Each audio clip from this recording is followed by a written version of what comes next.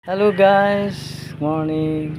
Morning ang resulta sa kang tuna babe nga bakted ay baboy nanganak na ay 12 ka buok. Usa ang ihid. Morning siya guys. Hello Brenda. Muna ni ang bakted 12 ka buok. Ang tutoy sa inahan 14. Pero ang gianak 12. Ja. Natinga na naman nangauna ang mga bakten. Tinga na pag-abot diri take care. Nga nagkauna man ang napo kuno ka buok. Mo lagi ni wa pa makuan, wa pa mahinlo pero matangtang ra ko lang ni siya. Naay caretaker usana. Kana siya, caretaker siyang mga manok nga gibuwang ambot wa pud ma kuan gabi gahapon. Wa man itare Asa na mo? Apoy sa deres video na unsa ba?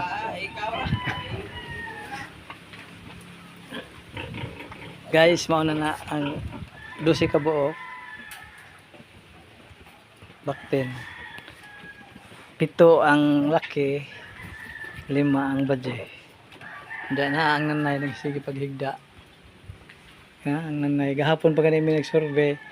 Handa di ay kay kuan naman di ay.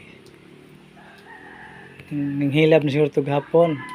Karong buntag mga alas 10 nanganak. Unda swerte pod kay pag panganak wa magsigig purwisyo ang nanay. Pagsuli pa sa caretaker ang napo ka buok nagdidi na sa tutoy. Na mao pa lang pod gi trapuhan ang mga bakten kay si jara man tawo naganak-anak. Wa man bantadye lagi nga ianak din niya karong adlaw February 12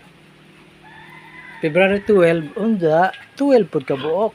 What a coincidence. Praise God, praise the Lord. Mo ni sila karon amo nang ibtas ngipon giputlas ng ngipon unda kuha naghimusod kuhaan di pa inom na po og tiki-tiki, vitamins. So mara to flex lang ko sa baktin nga ning gawas karong adlaw February 12 at around 10 AM. Puhon na pod kini na pong usa among paaboton kini si Brenda babe ingon man pod og sa entrada siguro ni sa March puhon pero wa pa poy kuan lagi siya pa pay sign March pa man pod ang isang expected nga panganak so mo ni siya karon ang among kaduhang anay. So diri karon may taog maka kuan sila